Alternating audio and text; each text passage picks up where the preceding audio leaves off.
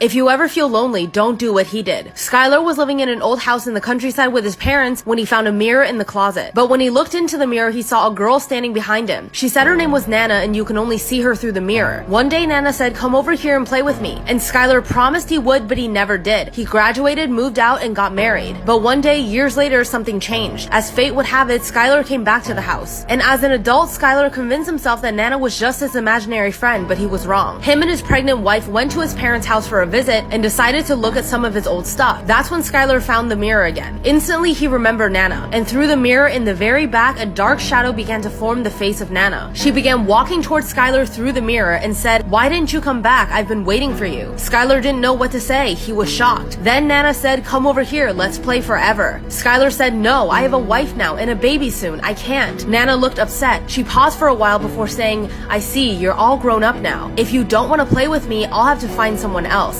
Someone just like you." And suddenly, Nana disappeared. Skylar went on with his day, but that evening, his wife had some terrible news. She had suffered a miscarriage. Then Skylar finally understood what Nana meant by someone just like you. One day I went to Walmart with my mom. While my mom and I were shopping around Walmart, we realized that there was this lady following us all over the store. Any aisle we would be at, she would be behind us. We're gonna call the lady that was following us Vicky. So eventually Vicky stopped following my mom and I, and she approached us and she was like, "Hey, I'm an agent for big agencies and I can make your daughter a star." Long story short, Vicky ended up inviting my mom and I to this event that would make me famous. And she asked my mom if we could go. My mom felt really sketch about it, so she was like, "Hey, no, I'm sorry, we're gonna have to pass on this." So Vicky ended up walking away. She was very mad and she started crying when my mom said no. So after saying no to Vicky, she ended up following us again, but this time she had a knife with her while she was following us. So my mom and I decided to tell the security to walk us out to our car because of this Vicky girl, and she had a knife in her hand. And so we made it to the car safe, and then when we got home, guess who we see? Vicky was in my front yard, but it does not end there. This is the best part. She was outside of my house holding my cat. I don't know how she even got my address because she got there before my mom and I did. My cat was inside. I don't know how she got her. And we saw her and I was like, "Dude, let her go." I started crying because I love my cat. Like, it was amazing. It was amazing. And then Vicky starts crying. Like, "You literally broke into my house and you're..." Story of the time I realized I was adopted. So my adoption was an open adoption, which means that my parents didn't keep it a secret from me.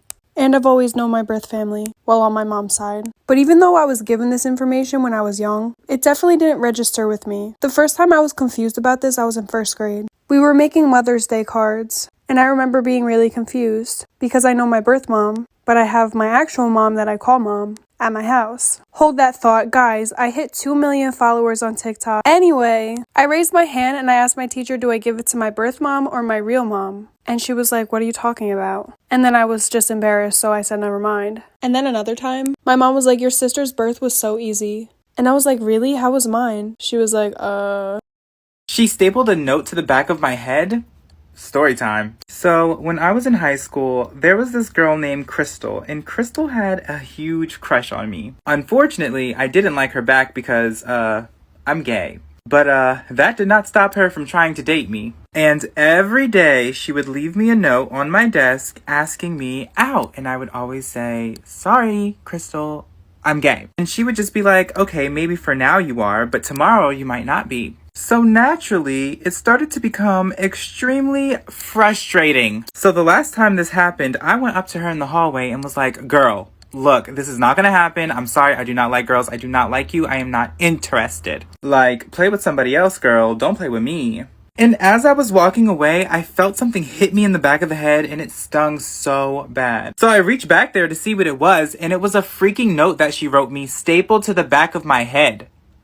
For good after school routine. These are things that I did that overall just helped me have more free time when I was at home. That's something that I extremely value, so hopefully this helps. I know you're tired and I know you just want to chill, but right when you get home, do all of your homework. Or just as much as you can. Get the big stuff out of the way, the stuff that takes the most time. Or if you take the bus home, do it then. Or maybe you have a little free time after school, just do it so that you can have a little bit more free time and you don't have to worry about it as much. Next, eat a snack. You probably had lunch at school and you probably need something to carry you over till dinner. Homework and studying takes energy, so go ahead and eat. If you have any chores to do, go ahead and do that. Whether that's taking out the dog, cleaning your room, your night's gonna be so much more relaxing if you don't have anything to worry about. And if you can get in the habit of doing this, like right after you finish your homework or right after you get a snack once you get home, it's gonna get done. Even if you don't have chores, pick up around the house if you see a mess.